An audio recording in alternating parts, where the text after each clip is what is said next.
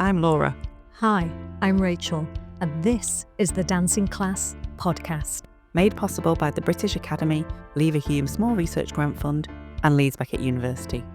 In this series, we invite dance industry professionals from working class backgrounds in the UK to talk about their experience of dance education and their careers.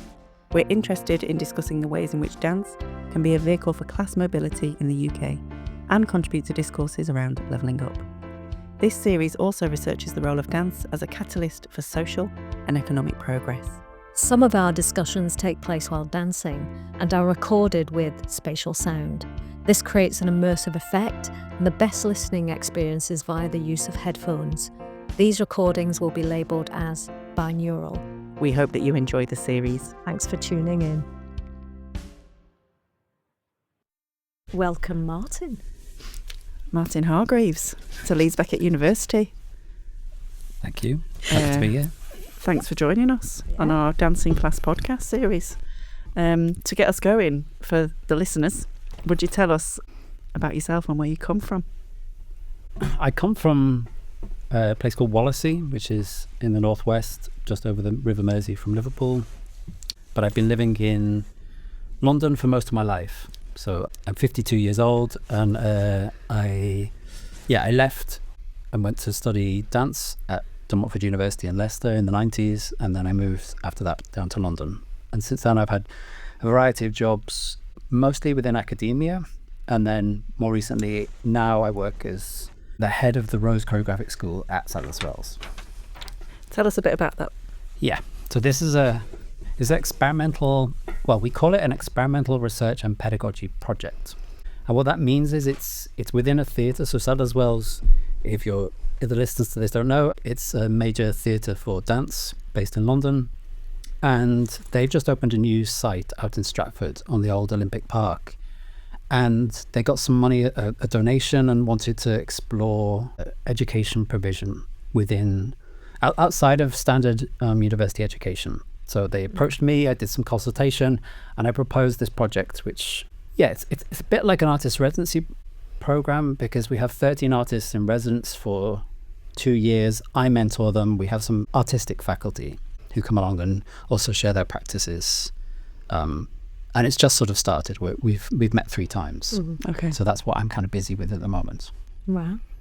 And just for a little bit more information about that, who the enrolled students. Yeah. Although we don't call them students because they don't have student status. Okay, Yeah. interesting. But are they sort of like mid-career artists, or some of them are just starting out? No, I and then we, because there's me and an assistant producer, we were very deliberate not to put qualifiers in front of artists. So it was just artists. So there are people, I think the youngest is 28 and the oldest is in their mid-50s. Right. And the way that we recruited to this project was really just 2 questions. What does choreographic research mean to you? And why would this experimental school be useful for you at this moment? So for all of them actually, the school is a space where they can stop, think, meet other people, start to challenge their own concepts and ideas, but without any need to produce anything. So they get a research budget of around £25,000 that they can spend on whatever they like. Wow. And they can produce stuff if they want to. They can also use it as match funding to apply for other kinds of fundings. But it's not about mid-career or early career or late career. It's not even career oriented. It's just sort of what might be a space that didn't previously exist in the kind of ecosystem of dance and education and research. And so we try to find a space that's sort of an in-between space. Yeah. One of the wonderful things about it is that it doesn't really have to define itself. So this will run till the end of 26. The next group can be constituted in a completely different way. Right. We don't have to establish a protocol or a set of principles that then have to be duplicated. Yeah. So in the first couple of meetings, and I think we'll do this in every single meeting, we talk about how we want to work with each other. Wow. What it means to be in the room with each other each time. Yeah, so quite radical, really. quite radical, quite different. Yeah, quite radical. I mean, it's very different from what Sadler's Wells is used to doing, because Sadler's Wells is a production house and also a receiving house, so it receives lots of companies on tour. It's had artists in residence before, but they've been really kind of focused on producing work that then gets toured. Yeah. With this, if at the end of 2 years there's no visibility from the artists, that's totally fine. Right. But we're starting to discover that actually people do want that visibility. They do want elements of public engagement, but we're not standardizing what public engagement means for each of them. Yeah. No, it's great. I feel very guilty by saying this, but I love what I do now. Amazing. That's great. Now. Ooh. Yeah. That's very enticing. Yeah. So let's go back in time. Yeah. Then can we go back to Wallasey? If we must. Way back in time. Yeah. Yeah, and tell us, a little bit about how you first started getting into dance, or what was your first encounter? How did it happen? How did it happen? So I don't come from a family that has any kind of relationship to art or performance or dance. Although I discovered recently that my dad in the 1950s went to social dancing classes. Brilliant. Yeah. In a local kind of community hall, they were teaching people how to do kind of dancing. Foxtrot. Well, kind of stuff that he said it was so he could go courting. That's what he said. Yeah. So because there would be kind of weekly dances where you'd go and he would try and pick meet up girls. Yeah. Mm-hmm. And I never knew this until like a couple of months ago. That's so it's not that there was no dance at all in my family, but definitely. But how did that come up 2 months ago then? Well, my dad is he's on his own now. My mum died a couple of years ago, and whenever I go and see him now, he's 87. So I think he's sort of going back over things in his life. Yeah. Interesting. And I don't know why. I don't know why I'd never heard that story before. Almost all of the stories he tells me I've heard before now. With this one, it was quite new. And it's strange it didn't come up when I first started having an interest in dance. But actually, he was never that resistant. I was very lucky. Great. Because, so my dad was a builder. His dad was a builder. One of his brothers, my uncle, and two of my cousins were all builders. Mm. So, that's what they did for he left school very young. He went and did sheet metal working as an apprentice, then had to go and do national service, came out, and then the rest of his life worked as a builder. Yeah, building houses after the war. Yeah. Well, as a building contractor, so he was doing whatever, Wow. And then my mum was, when I was very young, my mum was at home, and then she'd worked in factories before me and my sister were born, and then she would work in a pub at night. So when my dad came home, she'd go off and work in a pub, and then as we got older, she worked in a post office and then in a doctor's receptionist. So, so I didn't encounter dance at home for sure. Although, I think my dad really liked West Side Story, so I think I think I'd watched West Side Story on telly multiple times. Yeah. I mean, we didn't have a video recorder back then, but whenever it was on, so I had some kind of idea about dance. But I guess, it wasn't in the home. It wasn't in the home. Did you have siblings? I had an older sister. And did she not dance? Yeah, she went to a ballet club. Right. And locally, just like in the village hall. Yeah. Yeah. And I would go and see her perform, and I don't think I was ever that interested, except in the costumes, because I remember my mum kind of sewing rickrack onto the bottom of a skirt, and you're kind of having to do all those kind of homemade costume stuff. That was my house growing up. Yeah. Absolutely. Yeah. And then those costumes would eventually end up in one of the local kids' dressing up boxes. Yeah. Because we didn't have one, but the house had backed onto us. They had a dressing up box. Yeah. So there was that sort of exposure. Yeah. It's interesting, actually, because we had a dressing up box of my older sister's dancing school costumes. Right. And she was 15 years older than Wow. me.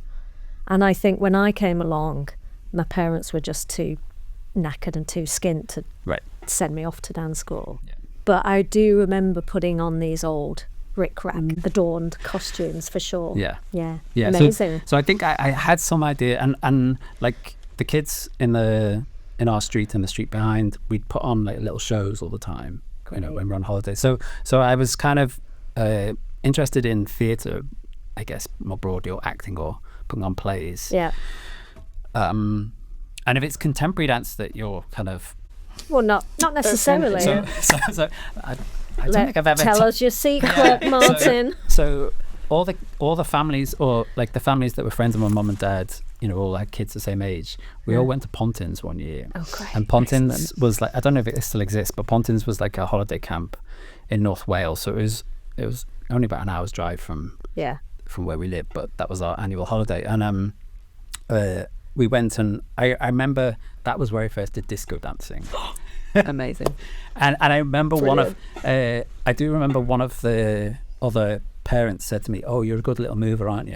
Oh. So I think little things like that sometimes stick with you. Yeah, totally. Because I don't think I don't think I cared whether I was a good little mover or not. Oh, no, you know, it was just like a kid's disco. But I think that was one of the first times that I danced. I guess. Yeah. I don't know if I'm blushing now. I don't think I've ever said that out loud. But oh yeah. Well, I was going to say, can you remember the first time you did dance and you just thought, oh my God, this feels brilliant. This feels great. Yeah. Tell us. That was, so I'd been in a couple of like local amateur dramatics kind of productions of various things, like Jesus Christ Superstar. I was one of Herod's dancers. Amazing. In school, we'd done Wizard of Oz. Right. So I'd been in kind of school plays, and sometimes because I could sort of pick up material, then I'd often do a bit of dancing, but I never really sort of focused on that. Yeah. So there was a youth theatre called Wirral Youth Theatre near me, based in Birkenhead, and it was quite difficult to get in because it had a large catchment area. So I went, and they said, "Oh, there's no, you can't join the acting part, but you can join the dancing part." And there was a dance worker there called Sue Barnes, who had been to Laban and was teaching contemporary dance, which I'd never encountered before. And it was in sort of the back of the theatre, so there were no mirrors. Yeah. There was a dance floor, Yeah. but no mirrors. I think if I'd entered a space where there'd been mirrors, You would have been right. I would have just carried on walking and left through the other door. Yeah, so I remember it feeling good because it didn't map onto how I thought I was in a sense, because by that point I guess I was probably 14, 15, and I was an awkward, angry little teenager. Wow. And hated sport in school. It was kind of, I hadn't come out, but I was definitely aware of my own sort of queerness, and that produced a certain kind of bodily awkwardness. But then these dance classes were amazing. Wow. Because I felt like I could be in my body, I could do things that I didn't know I could do. Yeah. With And a a group, confidence, Yeah. a bodily Yeah, yeah, yeah. confidence. with a sort of. group of people who everyone was just kind of getting on with it. There was Yeah. it wasn't competitive. It wasn't sort of, Yeah. and it was kind of amazing because when I look back, so the first ever dance piece I saw was at the Fanshaws. Oh, Was wow. was Lee Anderson Yeah. in 1989. Yeah. So I must have been 16, I think. Where did you see Yeah. it, Martin? In Liverpool. Right. So they toured to the Blue Cut Chambers in Liverpool, and because Dave Waring, who Yes. had been in the Wirral Youth Theatre before me, because he was in the Fanshaws, they took us all to go and see the Fanshaws. God, because he was in Because it. he'd been, Yeah. because he'd been in the youth theatre before. course. And it was amazing. I mean, it was terrifying as well because they were so cool. They were like this cool gang of kind of men dancing in suits, kind of. That first show, they were also talking. They were kind of doing all kinds of stuff. Yeah. And they were all quite different heights. Different heights, Different looks. yeah. Different vibes. Yeah, different bodies. Yeah, and it felt like something that I was interested in, and but then there was lots of Wirral Youth Theatre was part of a bigger organisation called Merseyside Dance Initiative. Yeah, I know that. Yeah. Karen Gallagher. Exactly. Was she there then? Yeah. Wowza. And they brought lots of people. So quite early on, a Motion House came. Yeah. And they did like a little regional tour, and we would do the opening performance. Yeah. And then Rose Lee came, made a piece on us. So there's all these kind of super interesting, skilled community engagement dance workers coming through the region. From proper contemporary dance. From proper contemporary dance. Yeah. So we would, I think it was a really good way also for me to encounter it, because I would do the workshops first. Yeah.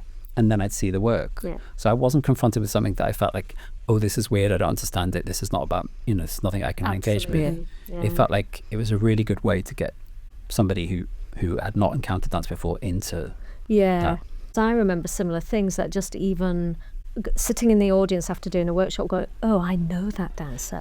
Just because you've just done a workshop with them just brings you that closer, and that I belong here, and I must know what's happening, even if sometimes I'll just let it wash all over me or something. I started to watch a lot in the mid-80s. I'd go to the Green Room in Manchester, this amazing venue.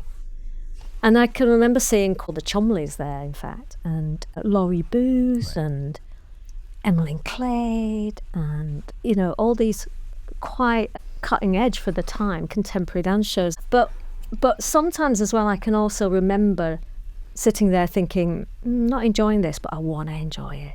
Like I discovered a little tribe or something that even if I wasn't quite liking what I saw, I wanted to like it more. It was that like strange balance as well. And that sense that there's people in the audience who are committed to this and know something about it, and they want to be here, and this is like a club to be part of. Exactly.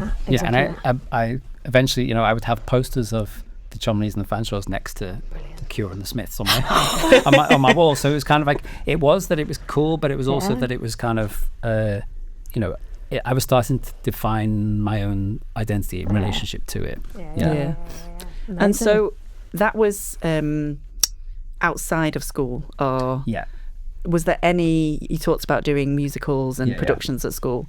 Was there any kind of formal dance training at school? No. But I left school at 16 and went to the local community college, and I left and I went. For my first year, I did biology, chemistry, and physics. Wow. Just because so my mum and dad were supportive of me doing this, but as a hobby.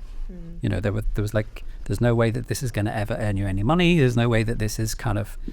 Did they come to your shows? They came to my shows. My dad always fell asleep. I can remember there was a bit in the Rose Lee piece where I'm sitting holding somebody, and I look up into the audience.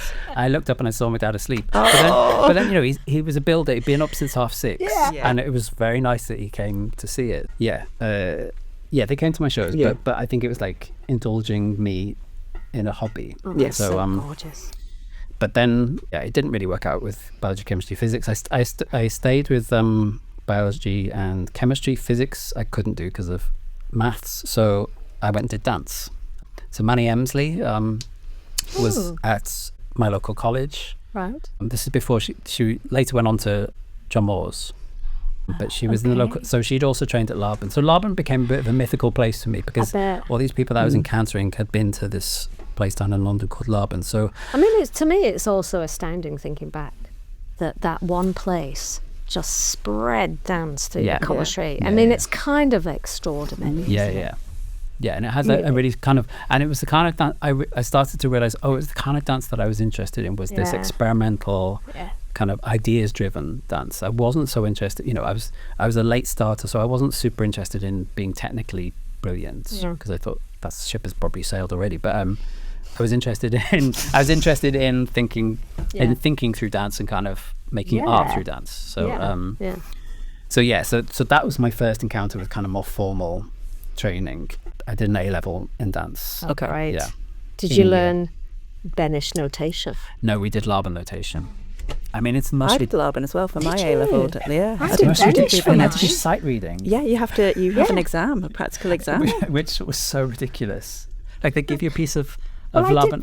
I did but the equivalent was Benish. So I got a sheet of paper and I had to decode it and then perform but it. I sort of was really seduced by Laban notation. But ironically, the visual identity for the Rose Choreographic School, we used sigils and elements of notation. Yeah. Is that from you? No, that's we got some graphic designers to do a visual identity, and they looked at dance notation systems. Yeah.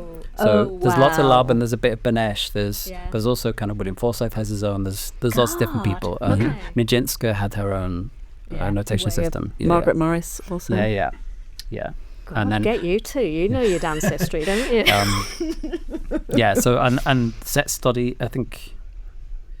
What was your set study? My Do you set remember? study, Narcissus, I think it was called. Oh, I think someone in a white unitard. You had to run on Yes. and look at yourself in a pool. Yes. Yeah, horrendous, but obviously seared into my memory somehow. I can't remember the name of the choreographer though, sadly. But I remember the pieces that we had to examine were Sergeant Early's Dream. Wow.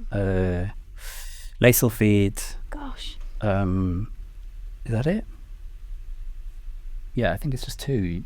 Yeah, we did Ghost Dances and Painted Black. What's that piece? Oh, Did a Rooster. Yeah. Wow. I can't even remember what pieces I and Matthew Bourne, Swan Lake at A-level. Wowzer. Yeah.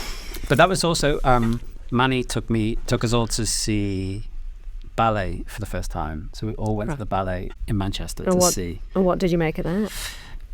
Well, I mean, I'm not just saying this because this is the subject of your research, but it was it felt very telling when the group of us, scallies basically, went into this posh theatre in Manchester. It felt very clear that this wasn't your world. No. Yeah. And I've been in all these small theatres across Merseyside, either both as an audience member and dancing, and then suddenly to go into that kind of big theatre, and we kept being told to shush, and we didn't know how to behave properly basically. Yeah. Were you just eating lots of sweets throughout the whole thing? No, I mean, I don't think we were particularly that bad, but I went to see Swan Lake as well when we were doing A-level as a comparison to Matthew Bourne's, and we went, a bunch of us from Oldham. Yeah. And I remember falling asleep. Wow. Yeah. And I was kind of really cross with myself. Like I mustn't have been serious enough about dance to stay awake and watch it. Like that sort of feeling of I'd let myself down by not sticking it out. I mean, but in a way, I still, because of what the analysis that the A-level encouraged us to do, I actually really like Fokeen's Les Sylphides. So, and I actually kind of enjoyed what was on stage because there were other kind of Fokeen pieces, and because I'd learned all about the history of them, and I knew that this was something that was like, in its time had changed how ballet thought about itself. So I kind of enjoyed what was on stage. I just didn't really enjoy being in the theatre, being in a big opera house. Right. Yeah. I mean, I still don't. I still. Well, that's hilarious. Working for Sadler as well. Yeah. I don't go. But I don't go to the Royal Opera House to see stuff generally. Right. Okay. And not because I'm an inverse snob, just because it's so expensive. Yeah. So it's kind of interesting, all that your interests and your values in the form. But I just found out last week that Northern Ballet are in production making a ballet of what's it called? It's been a TV show, Halifax. Gentleman Stories. Jack. Yes! Okay. I've not watched it. Thank you. Yeah. I quite fancy seeing what they've done with that, because to have two women in the leads, thank you very much, in a ballet context is quite radical, I would say. But I also think what's really interesting, it's also like the Rambert Peaky Blinders scenario. It's that sort of like popular culture, like actually shifting into this theatrical, traditional. Yeah. Well, why not? Codified form. Yeah. But if it gets mini Martins into the theatre who feel more comfortable and their families, then good on you. That's what I say. Yeah, because I have to say that I mean, this is jumping ahead, but a lot of my PhD is basically saying how awful Matthew Bourne's Swan Lake is. But I saw it when I was I think in my second year at university, and again, it's one of those things where I have to remember that people have different entry points. And as an entry point, going to see that, like, again, I think I went to Manchester to see it, and it was amazing. Yeah. You know, because I'd loved the Thomas and Fan shows, and obviously some of them were in it. Yeah.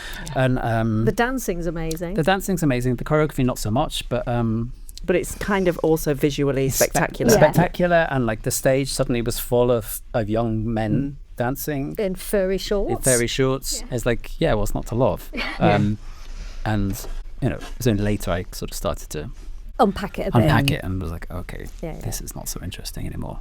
But I think it's a similar story that even the students that come to us and they mention it, and also sometimes it's the only way that people can really understand what I do for a job. Right. When they go, oh yeah, I saw Matthew Bourne's one. I see that. Oh, they love Matthew Bourne, and they love that kind of work. And and it's right that you have to really value that.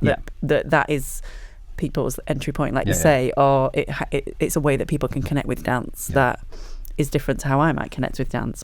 But it just made me think, Martin, when you said for your PhD, so now you're Dr. Martin Hargreaves. Yes, I am Dr. Martin Hargreaves.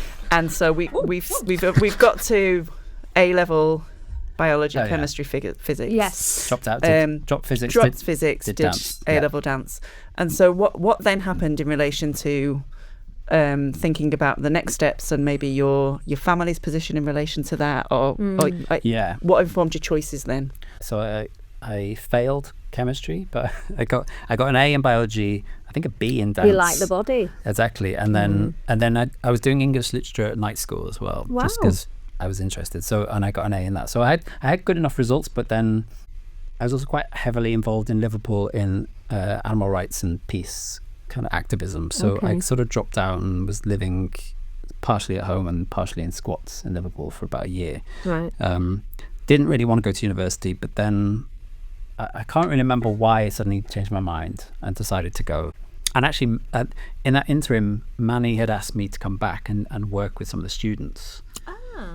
So I was already kind of working in dance. In dance. So then I looked because I think I'd applied to go and do biology in various different universities, because that was definitely what my parents wanted me to do. And then I realised that would not make me happy. I went to Laban for an open day, decided that wasn't for me. Why not?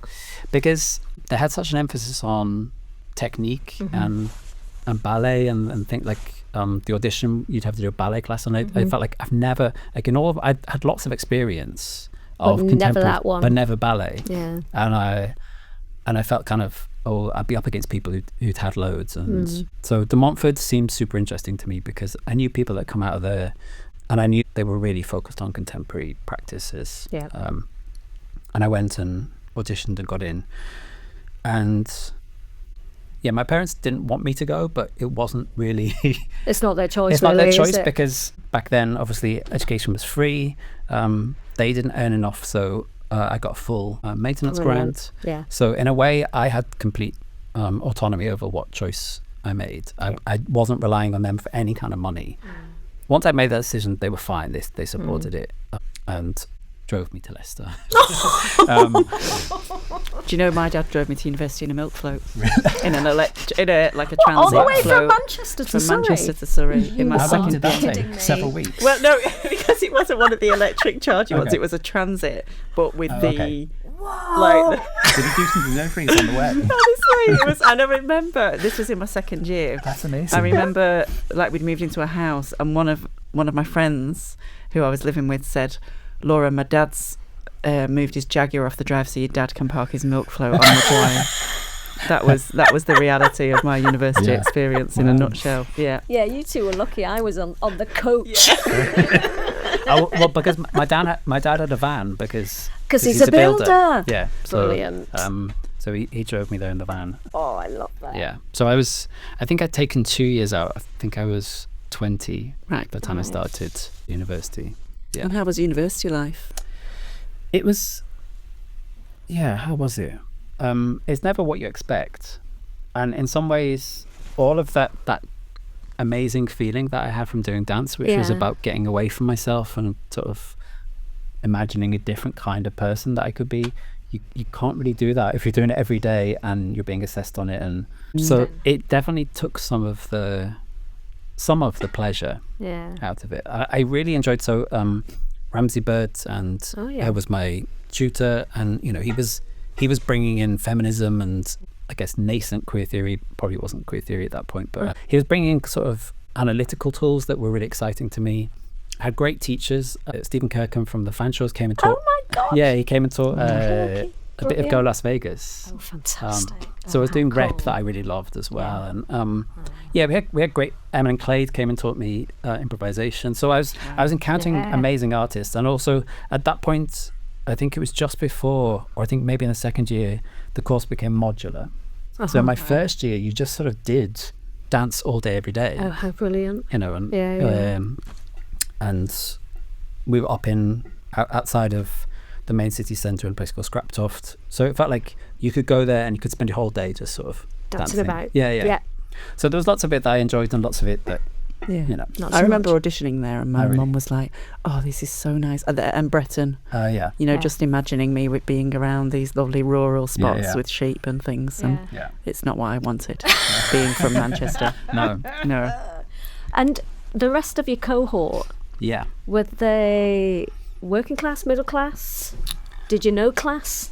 Did it matter class? Yeah, there was one person, Dawn, who she'd been in Wirral Youth Theatre with me. So and she was definitely, like, she was from Beckett. She was working class. I guess it wasn't such a big topic of conversation, but it was quite clear who had parents that supported them and who didn't. Right. Like financially and otherwise. And actually the only other male student was Akram Khan. Wow. So, you were in Akram Khan's year? Or he was in mine, let's say. Well, yeah. Actually.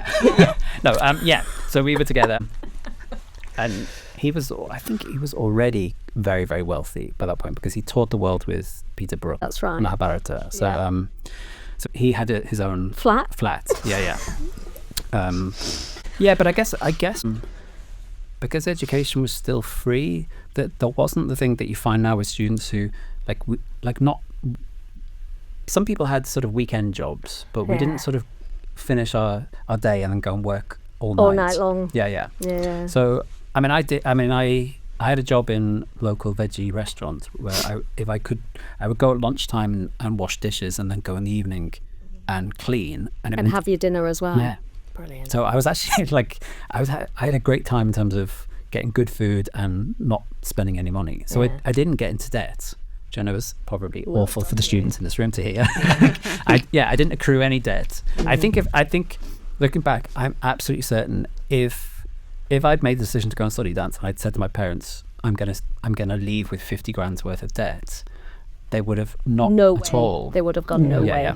Yeah. So I think it was a very specific moment where you could go and you could experiment with education. It didn't really matter if it wasn't what you wanted to do for the rest of your life. It's what you want to do now, and you could do it for its own sake. It wasn't about. And you were still going to get a degree. I was going to get a degree.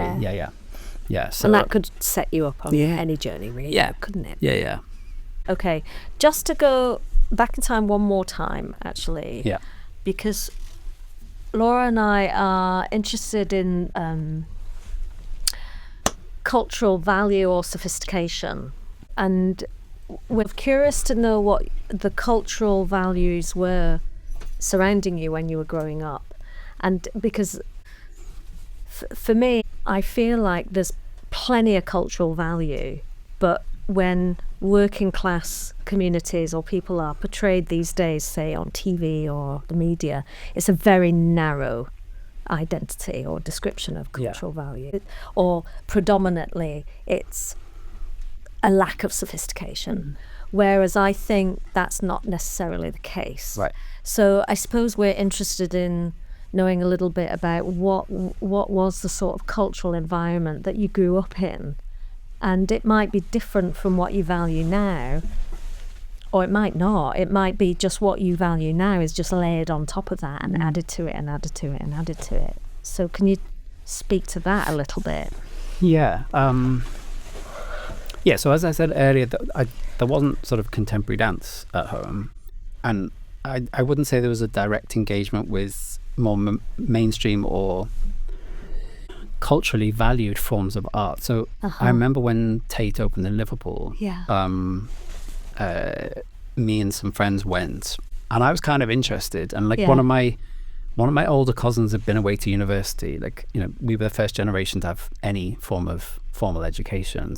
So there was an engagement with different types of culture that there wasn't a hostility towards it. I mean, as I said earlier, like, well, somebody once said, "Oh, your story's like Billy Elliot," and that really annoyed me because for lots of reasons. But one was like, "Oh, but Billy Elliot reproduces this notion that, like, in the North, there's no culture at home. There's a kind of resistance to any form of experimentation. There's resistance to any form of expression.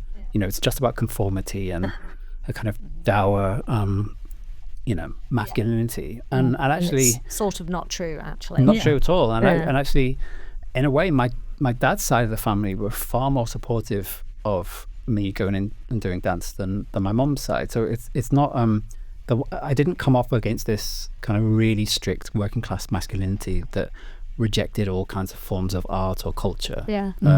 Like, so my cousins had a band, like a kind of post-punk band called Hurting Teresa.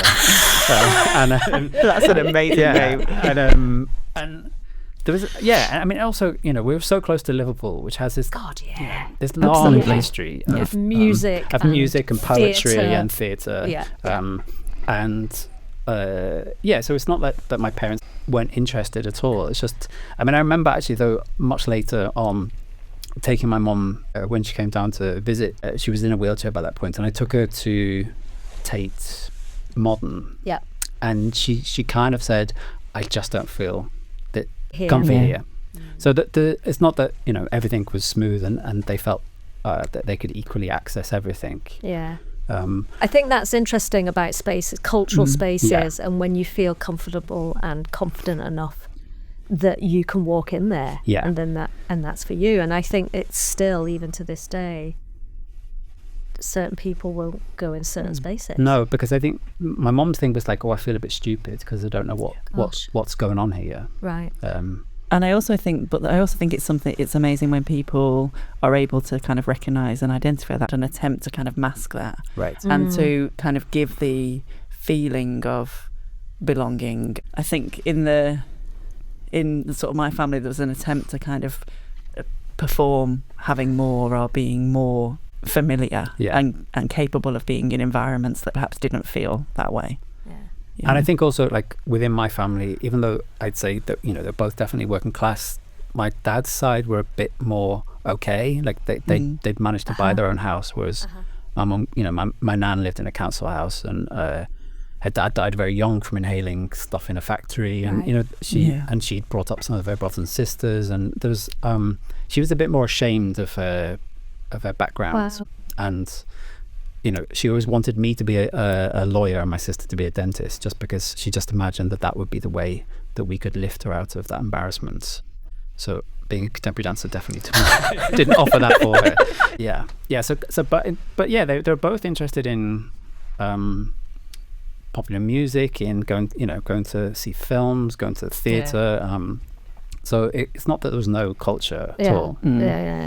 But there were definitely spaces where they wouldn't feel confident. I mean, well, this is just sort of me jumping to conclusions, but I think probably now, because of arts cuts and arts funding cuts, we're probably in a worse position in terms of back then for your parents to access culture, theatre or music, whereas it's probably less likely to happen now, because if you're from a lower socio-economic background, you can't afford it, hands down. And also, if you think back, like in the 80s and 90s, there were 4 TV channels, and BBC Two and Channel 4 both had an arts remit. So I was watching loads of stuff at home, loads of dance programs that now I don't think, and because we only had one telly, it meant that I had to kind of commandeer the telly, and everyone else would have to watch that, because we didn't have a video. So that also meant that there was some kind of exposure and some sort of understanding that this was part of a culture that was broader than just a kind of specific interest. I mean, it's interesting, when I left home at 16, I went to Thames for a year, and in that time, like, my mum just immediately started watching Michael Clarke on Channel 4. Wow. Do, you know, the craziest, waziest stuff. Yeah. I know. And just in her absolute desire to want to stay connected to me. And I think that's like a profound gesture of love, actually, and care, which I think is really extraordinary. You know. Yeah, and that goes against this narrative that somehow working class homes were always, northern working class homes were hostile towards sort of southern sophistication. Yeah, absolutely. Yeah, my parents did. They leaned into it. I mean, my dad wouldn't always accompany me to see things, and he was quite selective in, and a lot of the time because of the job he did. But he would come and see the important shows that I was doing, whatever they were. But my mum would come and see. She took me to see Richard Alston, and things like that. My dad used to read the Sunday Telegraph, and he would always, you know, bring my attention to things that were being written about dance. And amazing. You know, they learnt to try to understand. And take part in your life. Amazing.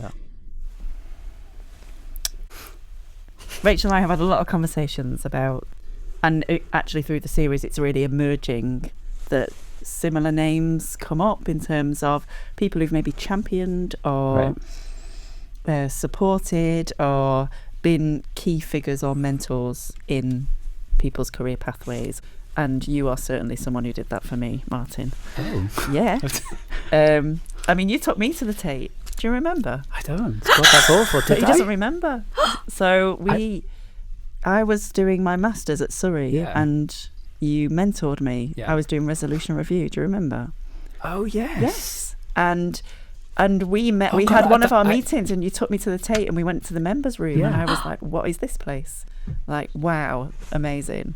And also learning that, like, my parents were from Liverpool, that you'd grown up in that area, and was kind of really astonishing to me that somebody in your position had actually come from that place that I was so familiar with, and felt like that I should almost keep that private.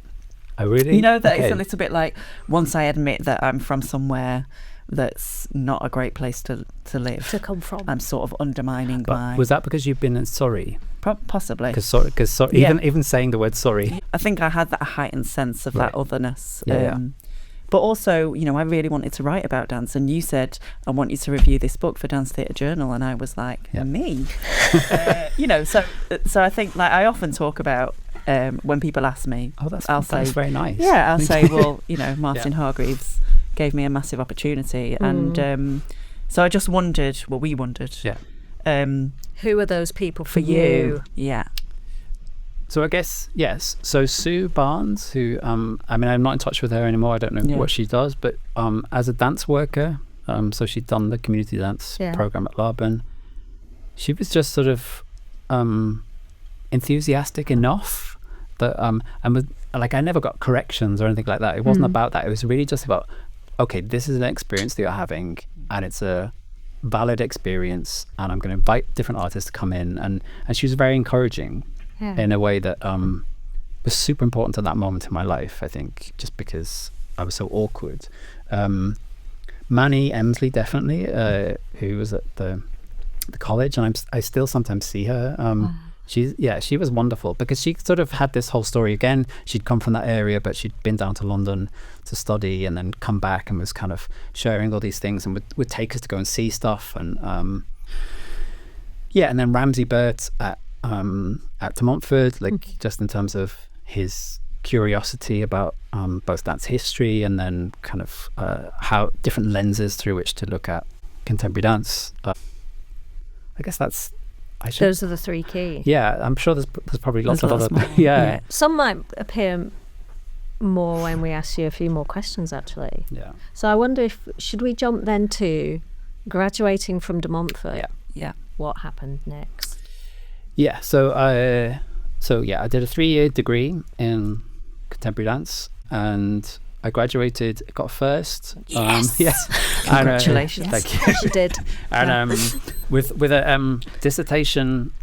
So actually, funnily enough, by the time I got to the end, I was a bit annoyed with a certain kind of contemporary dance, which, looking back, that might actually have also been some kind of class thing. There was a bit of you know, a bit of like contemporary dance where everything's sort of fine, everything's sort of devoid of cultural associations, you know, sort of abstraction, leaning into sort of a little bit smug, a bit smug, but also sort of, you know, very white, very middle class, without dealing with either of those things.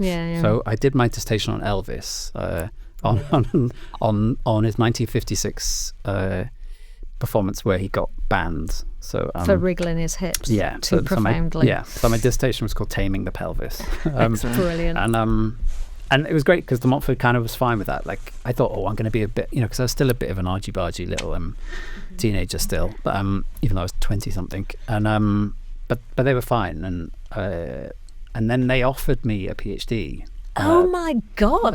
Position. So you jumped Not offered straight. me, they didn't give me a PhD. They just said, because No, at that point, I think that was the beginning of what's now become REF. So I think they got some money to recruit some PhD students, and they thought Martin Hargreaves. And I found out later that they'd actually accepted on my behalf, and then told you were doing it. Yeah. Which, but I got a studentship, so which at that point I think was like $4 or $5 grand a year. Wow. And I'd moved to London, was working on the box office at the place, and doing ushering at Sadler as well. So right. So then I went straight into a PhD. Amazing. So you were a smarty pants. I was smarty pants, but not smart enough really to go straight into a PhD. I wouldn't recommend it to anybody, like, because I remember being asked what my methodology was, and I thought, I don't know what a methodology is. I don't even know if I know now what a methodology is, but I definitely didn't then. And did you? So you're doing a PhD. Yeah. Did you ever feel like an academic imposter? Yeah. Oh yeah. Mm-hmm. Not within, actually, when I went to conferences and things like that, because so my PhD eventually became around the performance of masculinity in British dance. It has a long title, but so I would go to these conferences, kind of cross-disciplinary conferences about masculinity, and I'd realised that other people had much more rigorous sort of cultural studies and philosophical training. Like at this point at de Montfort, I'm sure it's different now, but there was no one else doing a PhD in the department. I didn't have any training, so I just had supervisory meetings, and so I felt like I was a bit more just making it up as I went along, A bit on the back foot. Yeah, which was kind of fine in that context, because I wasn't comparing myself to anybody else. But then when I did, I was like, oh shit, like these people really know their stuff. Yeah. And were you doing any practice in it, Martin? No, there wasn't a possibility for that. And I guess you were a bit early for practice stuff. Yeah. And I'd intended also when I moved to London to keep up practicing, but I didn't. So it stopped pretty soon. It stopped soon. Yeah.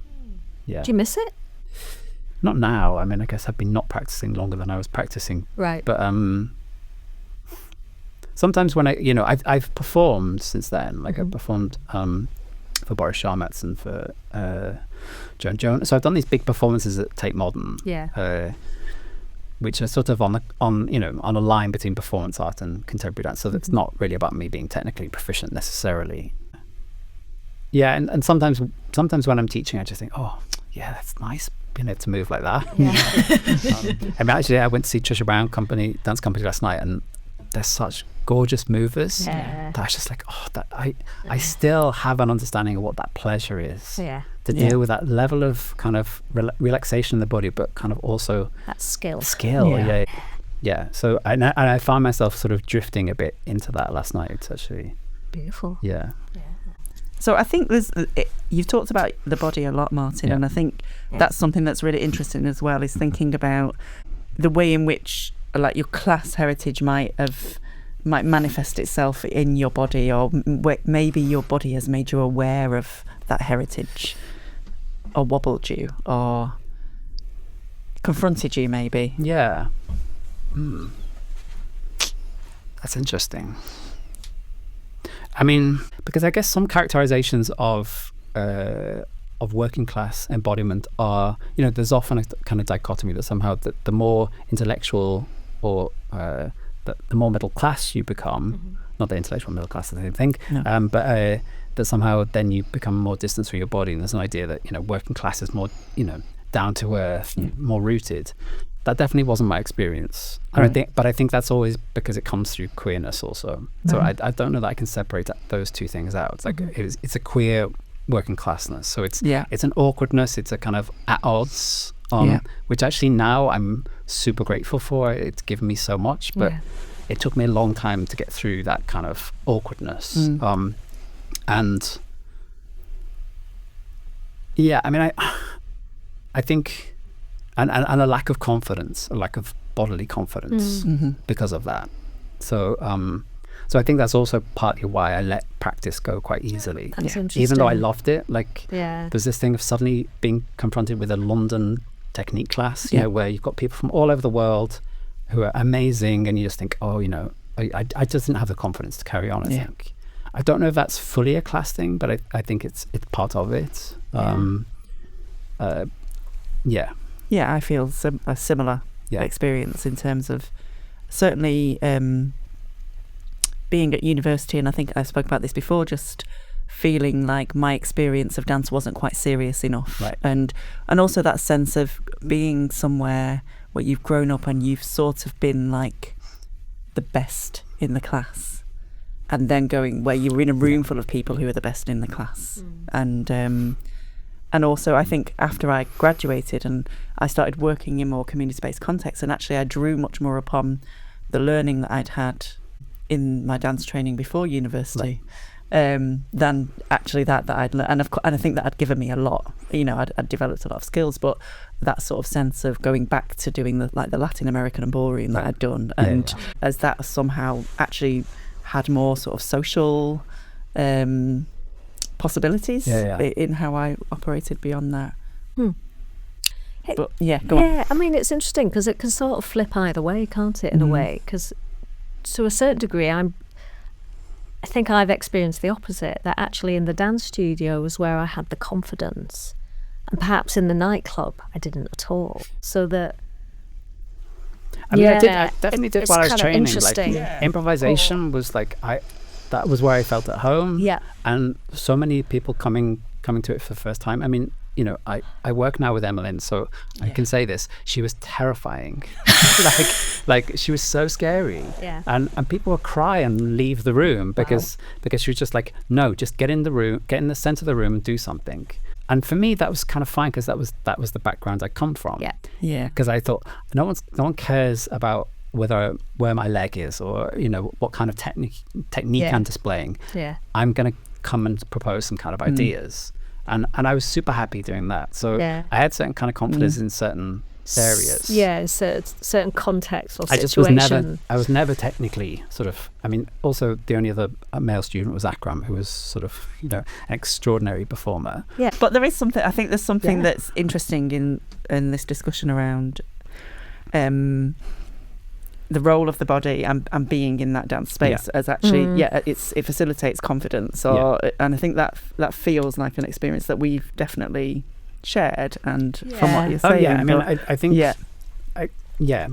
my first love of dance was because of that, because it gave me a sense of embodiment that, like, I guess other people could access through sport in school, or you know, you know, because you're a teenager and your body's doing all kinds of horrible things to you and wonderful things, but you're trying to negotiate this shifting landscape of your body, and then dance totally offered something to me that was it was speculative. I think it wasn't about saying this is who you are. It was kind of maybe you can be this, which was kind of amazing.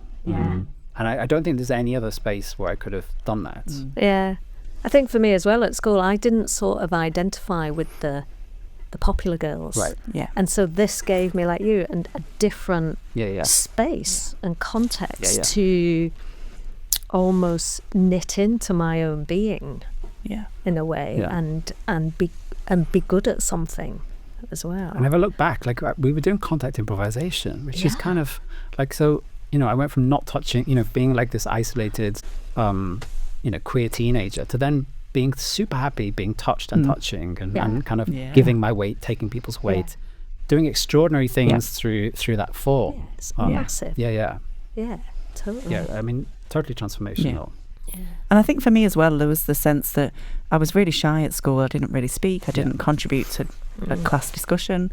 You know, I used to quietly get on with my work, but then actually in the dance studio, I could really find my voice. And actually, you know, going through learning and training, and I used to hate giving presentations at university. I was always quiet. I didn't like speaking up. But actually, being able to speak about dance is where I felt comfortable. Right. You know, I don't feel that wasn't, the challenge is different because it's something that you care deeply about and that you've got experience in, and you can feel like you're speaking from a position of understanding and in a really implicit way. And I think for me that was really interesting, that the more I studied dance, the more I felt confident speaking, because I was talking about something I care about. Yeah.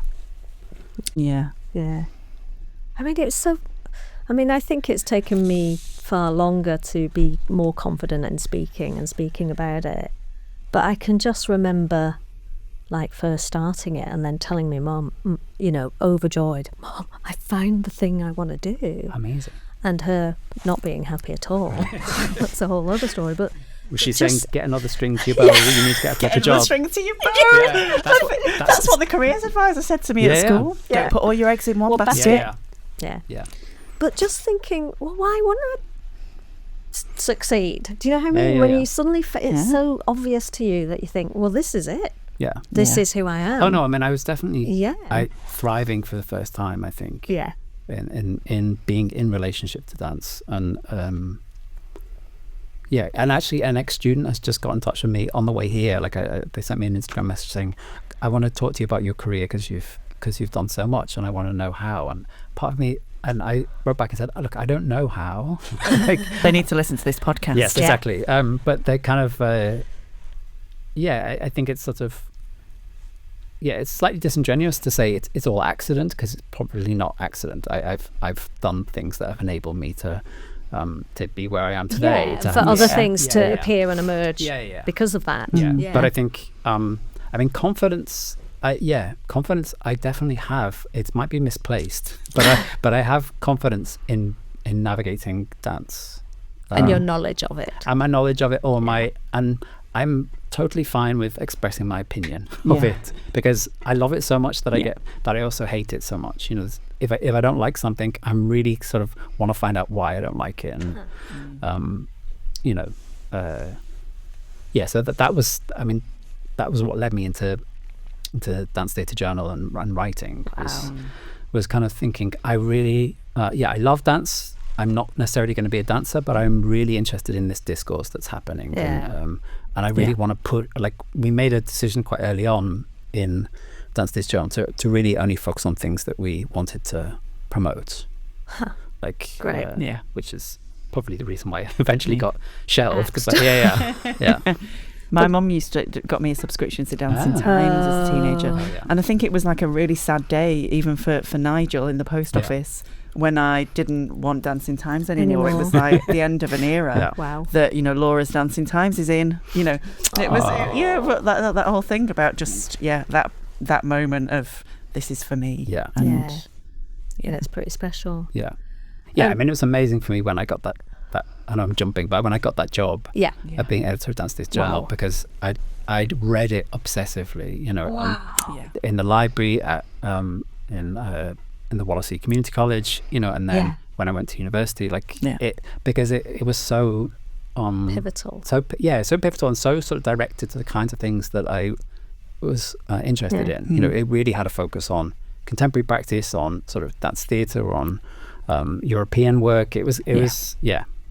Did you think, I've arrived now? I've done it. I've got it. What, when I got that job? Yeah. I mean, so I got the notification that I got the job on the day of my Viva. Oh my God!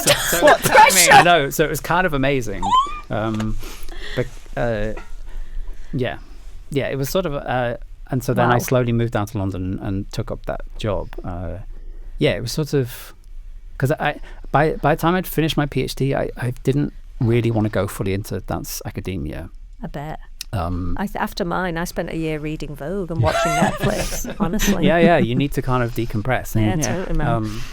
And because I'd moved back. Yes, so I'd moved back to Leicester just to do the write-up of it, because I had all these part-time jobs to live in London, and I wasn't sort of focusing on the writing. So I went back. I could live on the studentship in Leicester, but not in London. So, and I was doing a bit of teaching for Dimmock as well. Great. Yeah. I had another question. Do you think your heritage and your class heritage is really sort of, maybe it's like behind you or underneath you, but do you think it's a part of how you operate now in your current role? Definitely. How might that, could you describe that? So I guess in the past 10, 15 years, I've been moving in between the dance world and the more sort of visual arts world. So I've collaborated a lot with Catherine Wood, who's now director of programs at Tate, and we did a show of Yvonne Rayner's work, Raven Row, and we've done some things at Tate. And I feel it less in the dance world, but definitely when I move in the art world, it's so much about status. Wow. So and I've got friends who are artists who then, I go to after their opening, we go for an art dinner, and it's so strategic. Like the seating system is all decided in advance by the gallerists, and it's all about positioning. And you go in and people want to position themselves. Gosh. And you realize that status. Sounds like hell. Yeah, and like there was one point where somebody was kind of asking me about my background, and they said, "Oh, I don't think I've ever met a real working class person before." Yeah. Wow. Yeah. And I thought, oh, that's kind of funny. And then, I mean, she was kind of hilarious. She was the daughter of a Russian oligarch, and she said to me, "Have you ever been to Peckham?" And I said, "Yes." And she said, "It's very real, isn't it?" And I thought, wow, I never normally meet people who are so removed from my experience. Yeah.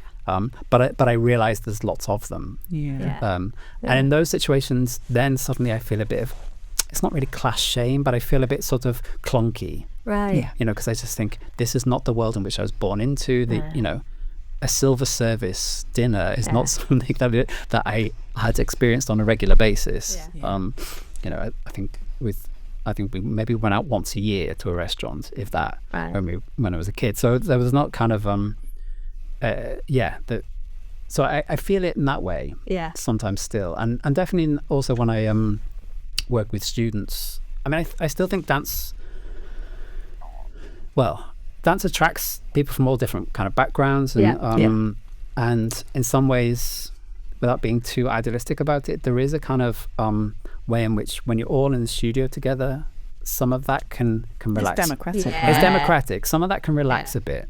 Yeah, I mean, it's still there. Then, particularly, when I shifted to mentoring students, you still realize that then, people from lower socioeconomic backgrounds have to do a lot more work to get there, and a lot more work to stay there, and a lot more work on their confidence and their even sense of entitlement to be there. So again, it goes back to this question of confidence, because people who've been told from a young age that the arts is a valid, viable thing to be interested in as a career, or as a major thing that you're dedicating your life to. I think that shifts how you are in that. Very much so. Yeah. I mean, that answered my question of, has your class heritage ever wobbled you? In a way. Wobbles. Yeah, it still wobbles. I mean, it still wobbles me. At some points, like. And I hate to admit this, and I'm doing it on a podcast now, but there are times also where I become a bit of an inverted snob.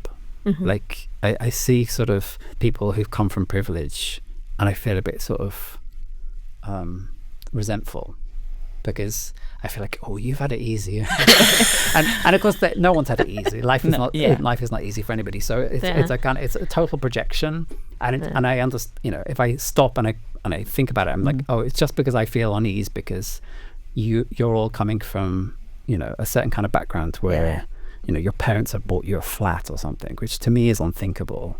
Like I know I'll never own property. I know I'll stay in. Well, not in London. Not in London. No, not on the wage that I'm getting. It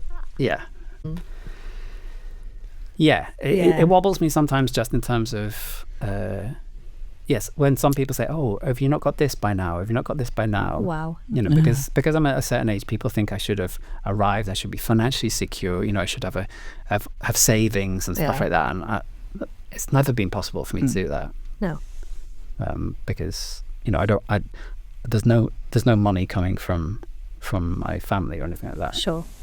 Yeah. Yeah. And that's just like the truth of the matter. That's just the pragmatic sort of facts. Yeah. Facts of it. So which neatly steers us round to this notion that has come up. It's popped up a couple of times already with a couple of our guests about the sensation of precarity. Right. And how that can be a physical sensation, because in itself a dance career is precarious. Yeah. And then when you have the added layer of financial precarity of being a working class person, because there is no financial safety net, then it's this sort of double whammy that can be quite viscerally felt, I think, in the body. And I mean, I stayed in a job far longer than I should have when I was unhappy, because I just didn't know, I had no other means of living. I was living, I was, my payment would come in, my wages, and it would go out to rent, and bills and stuff. So to imagine sort of space to breathe and to think and to reorient myself was totally impossible. But it got to a point where I just had to, and then it kind take of that chance. And it worked out. I mean, there was kind of a couple of months where I had to borrow money from friends to pay rent and stuff. But but still, it's I think it's that you're hyper aware of that precarity in certain moments, particularly where you want to make another kind of decision, or you want to kind of reorient your life, recalibrate, or even take a bit of a sabbatical. There's no sort of wiggle room. Or a holiday even. Which is not me complaining, because I'm in a really fantastic place right now. Would you have considered yourself to have leveled up? No. Why? Because I wholeheartedly reject the discourse of leveling up. Partly because it's focused on this myth that the individual can somehow control all of the conditions around them. And that it's your responsibility. And if you don't work hard enough, it's you failed. It's your fault. Yeah. And it's not addressing any sort of infrastructural disparities. It's not actually addressing inequity at all. It's just sort of saying, it's really up to you. And I don't think it is up to the individual ever. And it's saying there's a hierarchy here. And it's and also leveling up, it's also saying, oh well, you would never want to stay working class. Exactly. Your aspiration should always be to rise above and to leave behind. Yes. And in some ways, I mean, when I go home, cousins and they take the piss out of me and say that I've become posh. So there is a kind of there is a perception of me that because I've live in London and I have a PhD and I talk highfalutin language that I've somehow, surely your accent has tempted my accent someone. Definitely my accent has definitely gone. So there's all those sorts of things, but I wouldn't say that that's an achievement and that I'm proud of leveling. I mean, I think this discourse of leveling up, I think, is really detrimental to working class kids, because it's placing the onus on them. And then if it doesn't happen in that particular way, then it's your fault. And it's a failure. And you failed. And I've sort of in my various of my jobs, I've encountered students who already have caring responsibilities for parents and siblings. So the idea that they should be responsible for somehow lifting themselves out of poverty when their family are accessing food banks and it's their job, I just feel like that's madness. How did we get to that point where it's the individual rather than structural inequity that we should be addressing? For sure. So no, I wouldn't ever kind of want to label it as that. Label it as leveling up. Right. I've definitely made a life for myself that I could only sort of start to imagine back then. And I've been able to, through dance, I've been able to make a livable life where this sort of weird, queer, awkward kid could use that awkwardness, that queerness, that that difference as an asset, and could sort of organise a life around themselves that and contribute to society, including paying your taxes through it. Exactly, but also find other people. Because one of the things about dance is also that that I mentioned, but you find other kind of weirdos. It attracts kind of people who are not just sort of happy with life and happy with themselves. They're using dance to somehow figure out a different kind of sense of embodiment, a different kind of sense of being in the world, and that's definitely one of the biggest things that dance has given me. And like you said earlier, it's not the language of levelling up, but it's that sort of has that levelling potential in the sense that people access dance from all different kinds of experiences and backgrounds, and it's the dance itself that unites, as opposed to creates polarization. And also, I mean, in the past 10 years I've been working a lot in Sweden, where there isn't that sort of class system anyway, so and they can't really read where I'm from. So absolutely. Well, they know that, they can read that I'm from England, but so there's also a kind of sense in which once you start working and mixing with people from all over the world, like also you kind of shed some of that class markers, or a certain sense of I'm pushing against what I'm allowed to do, I'm pushing against the permissions that my class affords me, whereas I don't pay too much time thinking about that, apart from posh art dinners. Definitely in my working life it's not been something that's held me back. So I guess I wouldn't say that's leveling up, but it's definitely a leveled leveling the playing field or something. I've lived a life that was not possible for my parents. Me too. Like partly because and that's because of free access to education. 100%. Like they both left, like my mom left school I think at 14 and went to work in a factory. My dad left at 16 and became a sheet metal worker. So they were and they didn't leave the town that they were born in more or less. And I remember when my sister got a place at university, my nan said, "But you've got a job in Woolworths, why would you go to university?" And there was that kind of generational thing where what you've got a job, you've got security. Why would you leave? Why would you kind of want to do and be something other than what's on offer here? So there's definitely ways in which I've been able to imagine a life for myself. I mean, it's interesting. Your entry point into this world was people who left where you came from, went to London and came back, and then went back. And you didn't go back.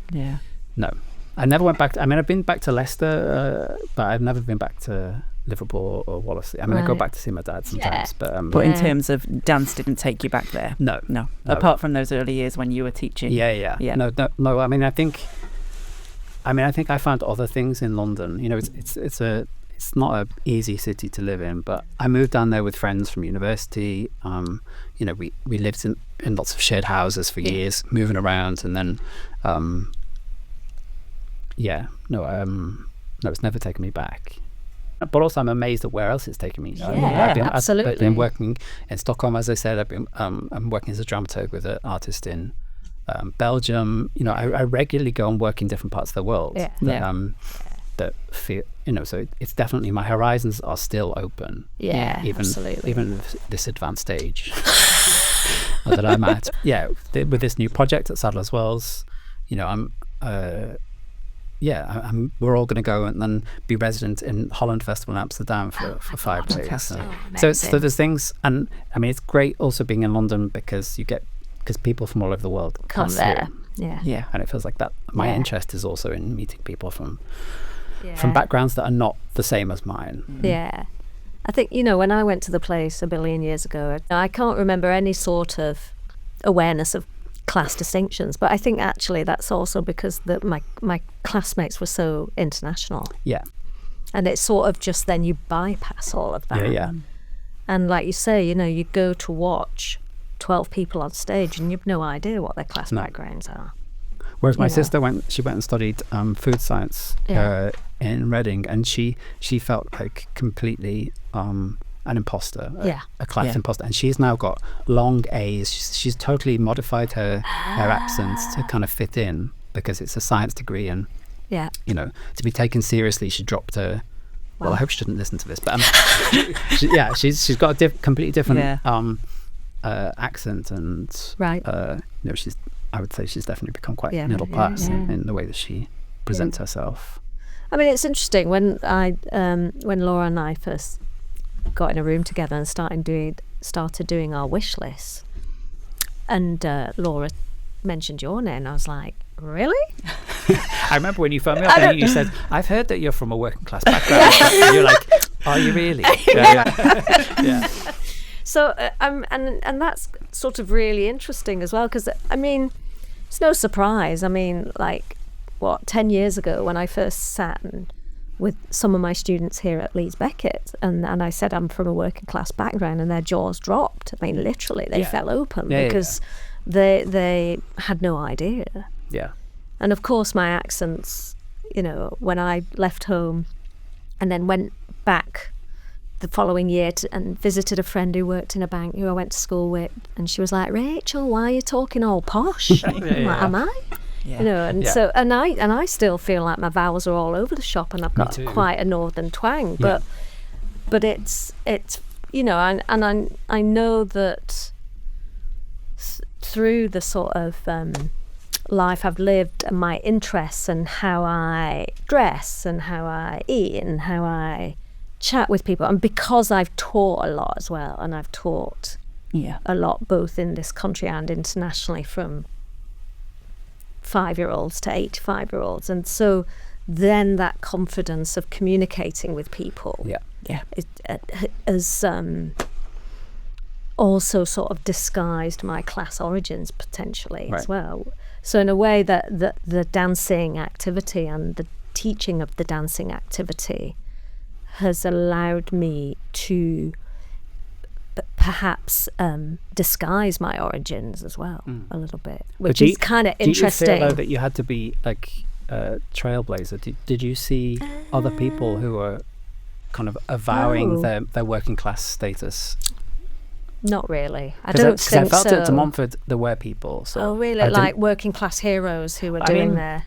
Not necessarily heroes. It wasn't sort of really foregrounded, but it was there. There wasn't there was no assumption made around what your entry point to this course was. So it was really kind of and I got the sense that people had come from all different kinds of in terms of staff. Yeah. So I like, and even now, so I've been called a director. That was my job title. So that feels quite posh and quite sort of important, and it's definitely not working class. I became part of the managerial class, and I was line managing lots of people. So but I didn't feel that like, oh, I'm breaking some sort of glass ceiling. I felt like I'd seen people in those roles before, not necessarily spoken about, but it didn't feel like that was such a barrier. And were those roles specifically in dance-related jobs? In dance, yeah. I mean, I don't see it so much in the visual arts more broadly. Like the friends that I have, they tend to be definitely from more middle-class backgrounds. Yeah. And you're their working-class friend. I know working-class friends, yeah. And the hilarious thing is probably you give them more currency because you're working class. You know how I mean? There's gone, it sort of swings around where it's actually but that like fetishization of working classness is more real is really problematic. Absolutely. I never buy into that. Totally. Yeah. Do you feel middle class now? Oh, that's a big question. I don't. I mean, like I live in Hackney, which is super gentrified now, but also super mixed. I mean, I don't feel middle class in the sense that I still live from paycheck to rent. My rent's just gone up. I'm like, okay, I need to cut down on spending. So I still don't have that kind of sense in which, oh, I'm now at a different socioeconomic bracket. But that's also because I've chosen to live in London. And you work in dance. And I work in dance. Yeah. I mean, middle class in the sense that, no, do I? I wouldn't say no. I wouldn't say I do. I mean, I have a PhD. I've written books and things, and I lecture and stuff like that. All of which sounds quite posh to me. Sounds quite posh. Yeah. But it's not really. I mean, it's Well, but that's the great thing. It's trying to sort of like explode the myth that that's posh. Actually. Yeah. You know? I wouldn't say I feel working class though either. I mean, I know that that's my background, and I feel like when I go back to visit my dad, like it's definitely there, and definitely there's a distinction between, right, somehow, but it's hard to put your finger on it. And like and my partner is from a very poor part of Spain, and he the class structure there isn't the same, but still he doesn't also have that kind of background. Like he grew up on a farm and was driving combine harvest at the age of 12, so sounds idyllic to me. Oh no, it definitely wasn't. So with him I don't feel any sort of class disparity. Right, either. interesting. No. I mean, I've dated a Swede, but so with them you can never tell. That's when it's acceptable. Yeah, exactly. Yeah. They have this. It's kind of interesting in Sweden because they have this thing called lagom, which means it's this idea that nobody is better than anybody else, which is problematic because then they don't deal with racism very well because they just think everyone's okay. So it has its downside, and I've been in situations where I just think there's huge inequity really visible here to me, but they have a sort of blind spot because they have such a good social welfare system, and the gap between the rich and the poor is actually quite small because they have high taxation and all that kind of stuff, so that education is still free. All those sorts of things that mean that that visible markers of class are not sort of visible. I mean, maybe not to me also. I don't live there, but whereas here, there's been lots of, I mean, in our lifetimes, there's been lots of ways in which people perform working class identity as well. When they're not, if you think of Britpop and these moments where being working class became the cool thing to be, and being posh was like not a good thing. So people start to perform working classness. I think it's quite a British phenomenon. 100%. Well, Martin, is there anything that we've not talked about that you would like to talk about? Oh God. Or reflect upon? I mean, lots, because I enjoy talking to you. But no, I'm glad you asked me the question about leveling up, because it's something that I became sort of acutely aware of when they brought in the polar quintiles and this notion that universities have to take in people from specific postcodes, and there's this idea that the university's job is to address social inequity also. And I don't think that is the university's job. I think there's been some advances in terms of access, but access without support it's meaningless. is meaningless. It's tokenistic. And I saw students, as I said before, who would be in dance class at 8:45 in the morning, knowing that they probably got home at 2:00 in the morning because they'd been out all night working. And that wasn't the situation back when I was a student.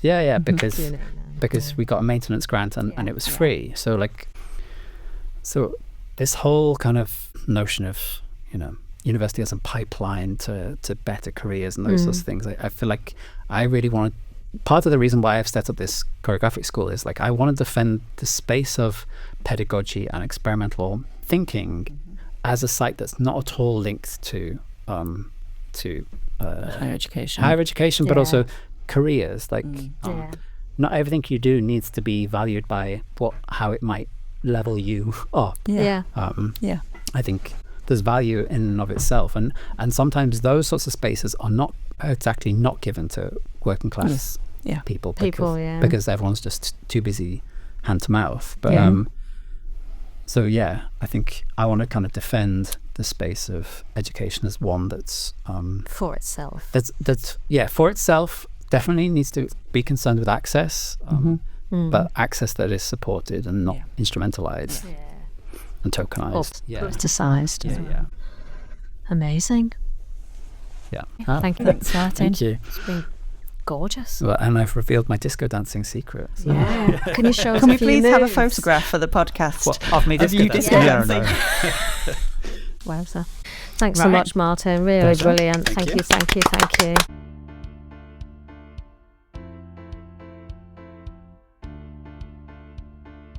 Thanks for listening to this episode of the Dancing Class podcast. We hope that you enjoy the rest of the series. Please do keep in touch with us via socials, #LevelingUpDance on Instagram, and via the webpage, where you can also contact the project team.